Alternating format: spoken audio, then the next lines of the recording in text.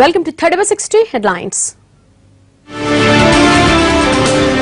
US లో తెలుగు వారిపై దాడులు బాధాకరం.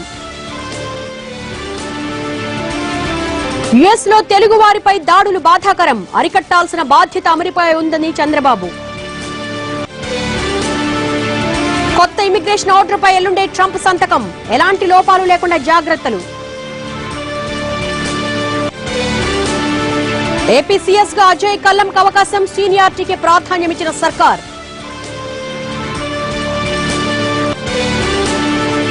ప్రభుత్వ ఆసుపత్రుల్లో కాన్పు చేయించుకుంటే 12,000, ఆడపిల్ల పుడితే మరో 1000 తెలంగాణ ప్రభుత్వం నిర్ణయం.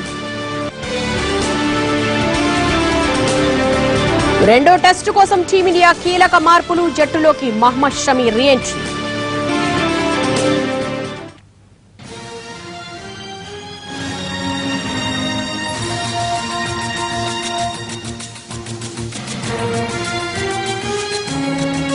విద్యార్థినుల పట్ల అసభ్యంగా ప్రవర్తించిన లెక్చరర్లను హైదరాబాద్ పోలీసులు అరెస్టు చేశారు. అబ్దుల్లాపూర్ మెట్ బ్రిలియంట్ ఇంజనీరింగ్ కాలేజ్ కు చెందిన లెక్చరర్లు కొంతకాలంగా విద్యార్థినుల పట్ల అసభ్యంగా ప్రవర్తిస్తున్నారు.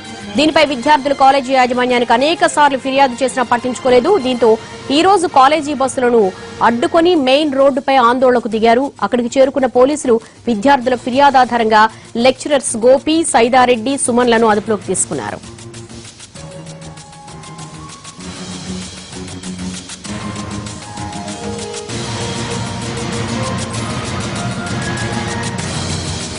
అంతకుముందు బ్రిలియంట్ ఇంజనీరింగ్ కాలేజీ వద్ద ఆందోళనకు దిగారు విద్యార్థులు. కాలేజీ యాజమాన్యానికి అనేక సార్లు ఫిర్యాదు చేసినా పట్టించుకోలేదంటూ ఆగ్రహం వ్యక్తం చేశారు. విద్యార్థులతో కలిసి కాలేజీ గేటు ముందు ధర్నాకు దిగారు. కాలేజీ బస్సులను అడ్డుకోవడంతో పరిస్థితి ఉద్రిక్తంగా మారింది. తక్షణమే తమ సమస్యలను పరిష్కరించాలంటూ భారీ ఎత్తున ఆందోళన చేస్తున్నారు విద్యార్థులు. పోలీసులు రంగంలోకి దిగి పరిస్థితిని కంట్రోల్ చేసేందుకు ప్రయత్నించారు.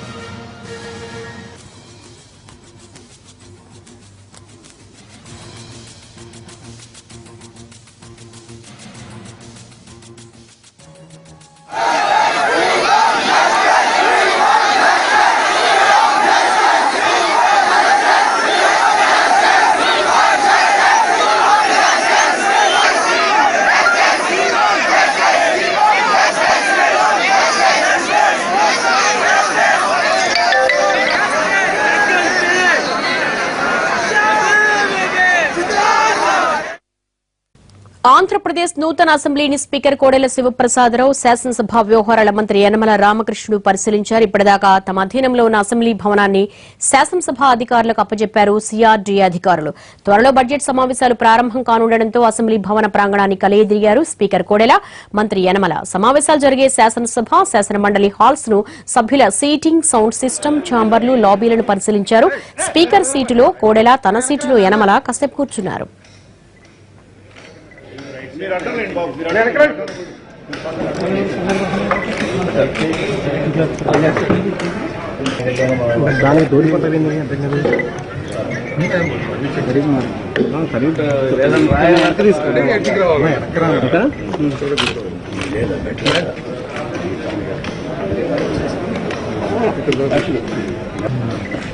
టీవీలు బంద్ చేస్తున్నాయి.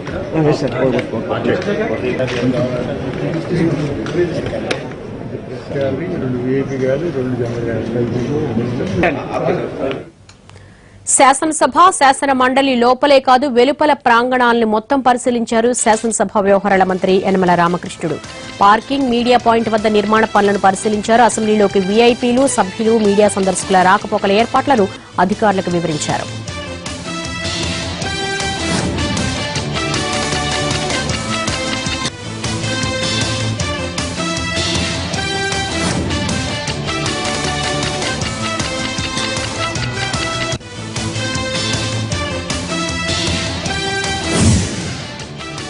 ఏపీ అసెంబ్లీ సమావేశాలు అమరావతిలో జరగనుండడం ఎంతో ఆనందదాయకమన్నారు స్పీకర్ కోడెల శివప్రసాదరావు. రాష్ట్ర ప్రయోజనాలు, ప్రజల ఆకాంక్షలు నెరవేరేలా చట్టసభల సమావేశాలు జరగాలని సభ్యులకు పిలుపునిచ్చారు. అసెంబ్లీ సముదాయాన్ని చక్కగా తీర్చిదిద్దారంటూ సిఆర్డీఏ అధికారులను అభినందించారు. వీలైనంత మేరకు వసతులు సమకూర్చడం జరిగింది అన్ని విధాలుగా. ఎందుకంటే చట్టసభకు సంబంధించి ఏ పార్టీ ఏ పాత్రలో ఉన్నప్పటికీ కూడా అందరికీ అనుగుణంగా పనిచేయటం చట్ట సభాపతిగా బాధ్యత కాబట్టి వీలైనంత వరకు అందరికీ కూడా ఉద్యోగులతో సహా వాడి అకామిడేషన్ కావచ్చు, మిగతా అవసరాలు కావచ్చు, అదేవిధంగా ఆఫీసులో పనిచేసే ఒక సదుపాయాలు కావచ్చు, అన్నీ కూడా సిద్ధమైనవి. నేను ఒకటే కోరేది సభ్యులు కానీ ఉద్యోగులు కానీ అందరినీ ఈ రాష్ట్ర ప్రయోజనాలు, నూతన ఆంధ్రప్రదేశ్ ప్రజల ఆకాంక్షలు నెరవేరుద్దాం అందరం కలిసి. దానికి వేదిక చట్టసభలు. ఈ చట్టసభల ప్రయోజనాన్ని అసెంబ్లీ సమావేశాల్లో ఎమ్మెల్యేలు ఎమ్మెల్సీలకు ఇచ్చే 50,000 రూపాయలకు తోడు అదనంగా మరో 50,000 చొప్పున ఇస్తామన్నారు మంత్రి యనమల. ఈ సమావేశాలకు చట్టసభల సభ్యులకు వసతులు కల్పించకపోవడంతో అదనంగా 50,000 ఇస్తామన్నారు. వసతిని ఎమ్మెల్యేలు ఎమ్మెల్సీలే చూసుకోవాలన్నారు. మరోవైపు 6వ తేదీ బీఏసీ సమావేశం నిర్వహిస్తామన్నారు. ఆ సమావేశంలో బడ్జెట్ సమావేశాలు ఎన్ని రోజులు జరపాలి అనేది నిర్ణయిస్తామన్నారు. ఉగాదిలోగా బడ్జెట్ సమావేశాలు ముగించాలని ప్రభుత్వం భావిస్తుందన్నారు. ఎక్స్ట్రాగా స్పెషల్ అలవెన్స్కి ఇస్తున్నాం. వాళ్ళ అకామిడేషన్ చూసుకోవాలి. ఇవన్నీ కూడా నేను వైసీపీ వాళ్ళతో కూడా డిస్కస్ చేశాం. అదేవిధంగా మిగతా ప్రతిపక్షాలతో కూడా డిస్కస్ చేశాం. వాళ్ళు కూడా అగ్రీ అయ్యారు. అంతే ₹1,00,000 50,000 ఒరిజినల్గా వచ్చేది, ఇంకో 50,000 స్పెషల్ అలవెన్స్కి ఇస్తున్నాం. కాబట్టి వాళ్ళ అకామిడేషన్ చూసుకుని ఈ నెలల్లో కూడా వాళ్ళు అక్కడ ఉండవలసిన అవసరం. అంతే అకామిడేషన్ ప్రొవైడ్ చేయడానికి ఇంకా టైం చాలలేదు. నెక్స్ట్ టైం అట్లాగా ట్రై చేస్తాం. సరే, ఈ బడ్జెట్ ఈ శాసనసభ సమావేశాలు 6వ తారీఖున జాయింట్ సెషన్ గవర్నర్ గారు అడ్రస్ చేస్తారు. జాయింట్ సెషన్ అయిన తర్వాత వాయిదా పడుతుంది. తర్వాత వాయిదా పడిన తర్వాత మామూలు గవర్నర్స్ అడ్రస్ మీద డిస్కషన్ స్టార్ట్ అవుతుంది. తర్వాత 3 రోజులు బహుశా సెలవులు వస్తున్నాయి. అది అయిన తర్వాత ఎట్లా ఉండాలి, భవిష్యత్తులో ఎట్లా ఉండాలనేది బీఏసీ 6వ తారీఖున కూర్చొని బీఏసీ ఫైనలైజ్ చేస్తారు ఎజెండా అంతా. లైక్లీ చిన్నబాబుకు ఎమ్మెల్సీ సీటు ఖరారు కావడంతో టీడీపీ పొలిట్ బ్యూరోకు ఆయన ధన్యవాదాలు తెలిపారు. తన శక్తి సామర్థ్యాల మీద నమ్మకం చూపినందుకు పేరున కృతజ్ఞతలన్నారు నారా లోకేష్. పదవి చేపట్టడం ద్వారా ప్రజలకు మరింత దగ్గర కావడంతో పాటు సేవ చేసే అవకాశం కూడా లభిస్తుందని ఆయన ఈ సందర్భంగా ట్వీట్ చేశారు.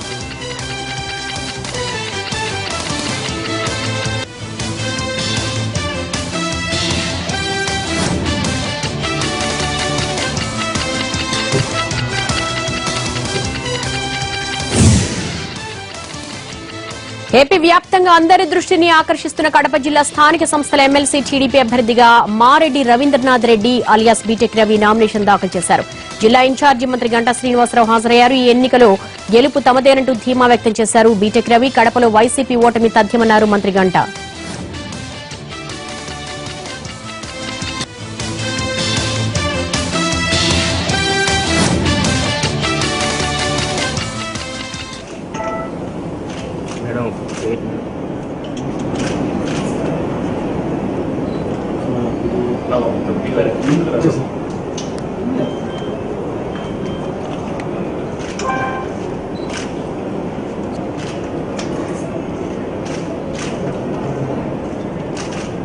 గత కొద్ది రోజులుగా కూడా జిల్లాలో మారుతున్న సమీకరణలు అన్నీ చూసిన తర్వాత ఈ ఎన్నికలో రవి గెలుపు సుస్పష్టం.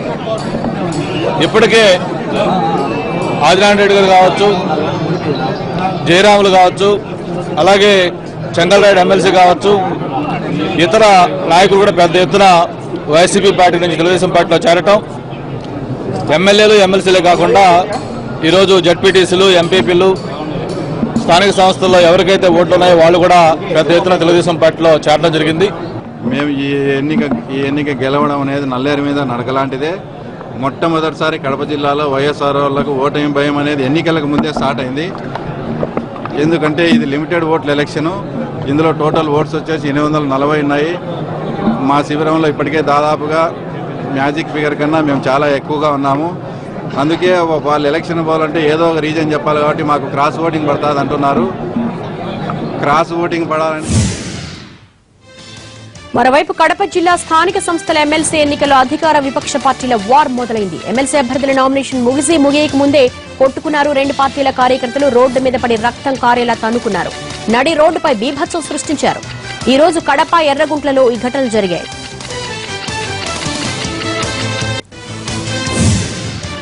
ఎర్రగుంట్ల మున్సిపాలిటీలో 17వ వార్డు వైసీపీ కౌన్సిలర్ దివ్య కిడ్నాప్నకు టీడీపీ వర్గాలు ప్రయత్నించాయి. దీనిని వైసీపీ కార్యకర్తలు అడ్డుకోవడంతో ఇరు పార్టీల కార్యకర్తల మధ్య ఘర్షణ జరిగింది.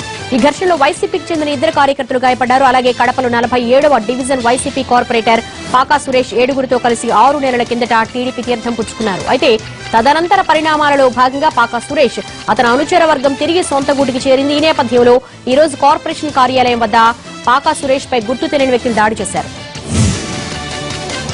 నెల్లూరు జిల్లా స్థానిక సంస్థల కోటాలో వైసీపీ ఎమ్మెల్సీ అభ్యర్థిగా ఆనం విజయ్ కుమార్ రెడ్డి పేరు ఖరారైంది. ఫ్యాన్ గుర్తుపై గెలిచి టీడీపీలో చేరిన వారంతా వైసీపీ అభ్యర్థిగా ఓటు వేయకుంటే న్యాయపరమైన చిక్కులు తప్పవన్నారు సుబ్బారెడ్డి. ఆనం రామనారాయణ రెడ్డి ఆశీర్వాదంతోనే బరిలోకి దిగుతున్నానన్న విజయ్ కుమార్ రెడ్డి తనకు టికెట్ ఇచ్చిన జగన్ కు కృతజ్ఞతలు తెలిపారు.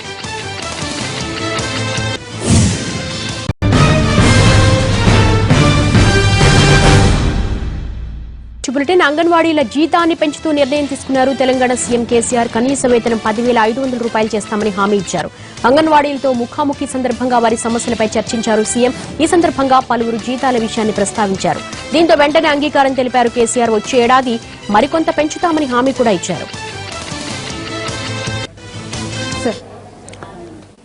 2 జంపులుగా పెంచుకుందామి. ఈ జంపులో ఏం చేద్దామంటే మన గవర్నమెంట్ ఆఫ్ ఇండియా నామ్ ప్రకారంగా కనీస వేతనం అని ఉంటుంది కదా, మినిమం వేజ్ అనేది, అది మన 10,500 ఉంది. అది ఈ జంప్లో అది 10,500 చేసుకుందాం. ఇప్పుడు ఈసారికి వాళ్ళ మీతో పనిచేసే వర్కర్స్ ఉంటారు కదా, వాళ్ళేమో 6,000కి వస్తారు, మీరు 10,500కి వస్తారు.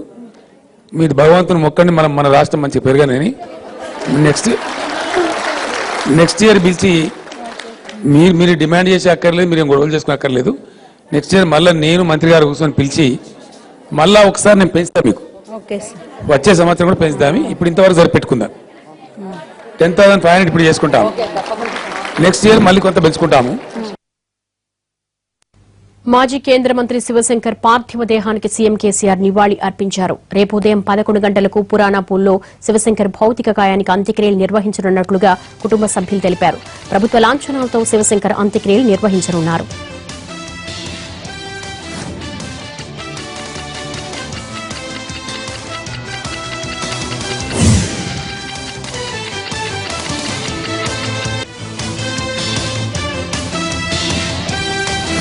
వీణావాణిలా కరువు చంద్రబాబు అభివక్త కవలలంటూ ఏపీ పీసీసీ అధ్యక్షుడు రఘువీరారెడ్డి చేసిన వ్యాఖ్యలు వివాదాస్పదంగా మారాయి. కవలల పట్ల సానుభూతి ఉందంటూనే అలాంటి గతి రాష్ట్రానికి పట్టిందన్నారు.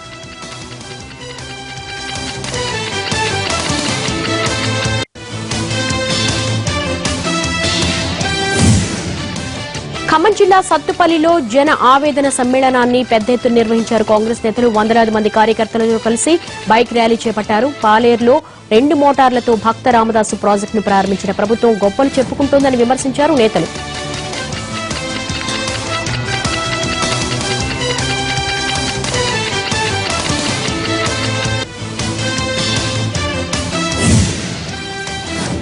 నిజామాబాద్ కలెక్టరేట్ లో ఓ రైతు ఆత్మహత్య యత్నం కలకలం సృష్టించింది. కలెక్టరేట్ లోని ప్రజావాణి విభాగంలో ఫిర్యాదు చేయడానికి వచ్చిన రైతు అధికారుల ముందే ఆత్మహత్య యత్నానికి పాల్పడ్డాడు. కమ్మరిపల్లి గ్రామానికి చెందిన బాలరెడ్డి అనే రైతు భూమి వివాదం విషయంలో ఎంఆర్ఓ ఎస్ఐలు తనను వేధిస్తున్నారంటూ అధికారుల ముందు ఆవేదన వ్యక్తం చేస్తూ ఆత్మహత్య యత్నానికి పాల్పడ్డాడు. వెంటనే గమనించిన సిబ్బంది బాధితుడిని ప్రభుత్వ ఆసుపత్రికి తరలించారు. నల్లగొండ జిల్లా కంది రైతులు రోడ్డెక్కారు. జిల్లా కేంద్రం నల్గొండలో కందుల కొనుగోలు కేంద్రం ఏర్పాటు చేయకపోవడాన్ని నిరసిస్తూ ఆందోళనకు దిగారు. కందులతో మార్కెట్కు వస్తే గన్నీ బ్యాగులు లేవన్న సమాధానంతో కంగుతున్న అన్నదాతలు వ్యవసాయ అధికారి కార్యాలయం ముందు బైఠాయించారు. కొనుగోలు కేంద్రం లేకపోవడంతో దళారుల చేతులు నష్టపోతున్నామంటూ ఆవేదన వ్యక్తం చేశారు కంది రైతులు.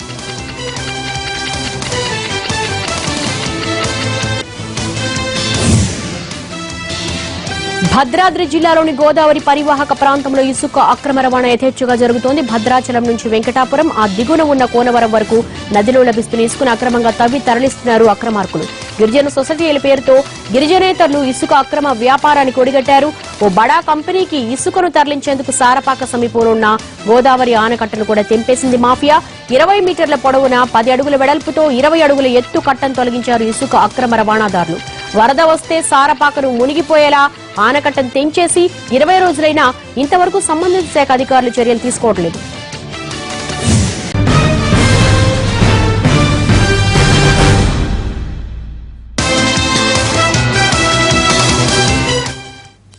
Welcome back. తమిళనాడు ముఖ్యమంత్రి పళనిస్వామికి మద్రాస్ హైకోర్టు నోటీసులు జారీ చేసింది. అసెంబ్లీలో పళనిస్వామి విశ్వాస పరీక్ష చెల్లదంటూ డీఎంకే వేసిన పిటిషన్పై విచారణ జరిపిన న్యాయస్థానం సీఎంతో పాటు అసెంబ్లీ స్పీకర్ ధన్పాల్, అసెంబ్లీ కార్యదర్శి, చీఫ్ సెక్రటరీలకు నోటీసులు జారీ చేసింది.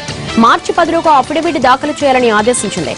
అసెంబ్లీలో గందరగోళ పరిస్థితుల మధ్య విపక్ష పార్టీ ఎమ్మెల్యేలను బలవంతంగా బయటకు పంపించి పళనిస్వామి విశ్వాస పరీక్ష జరిగిందని డీఎంకే న్యాయస్థానాన్ని ఆశ్రయించింది.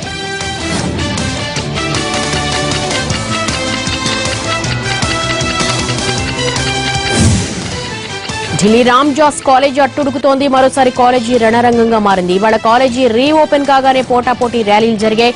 ఏబీవీపీ రాష్ట్రీయ స్వయం సేవక్ విద్యార్థులు తిరంగా ర్యాలీ నిర్వహించారు.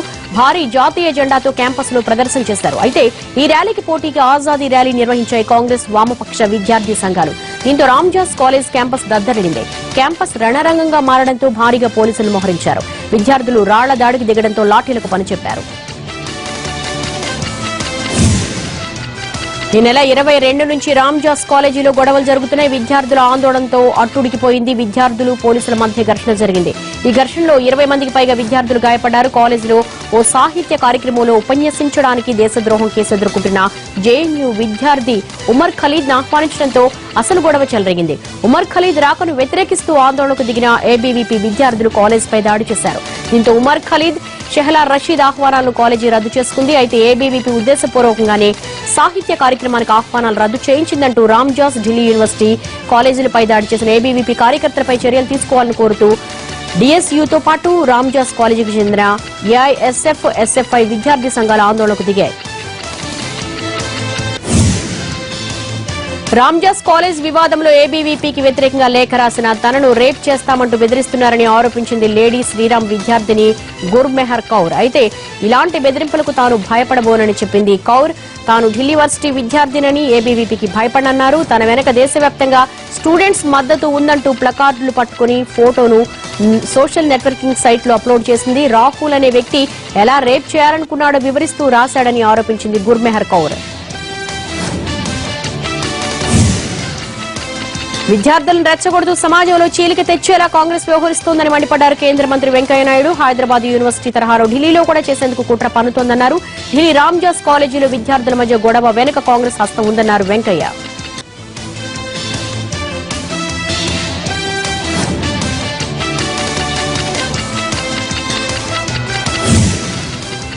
ఇవి 30/60 updates. Next of the record ప్రసారం. ప్రతిక్షణం ప్రత్యక్ష ప్రసారాల కోసం చూస్తూనే ఉండండి NTV.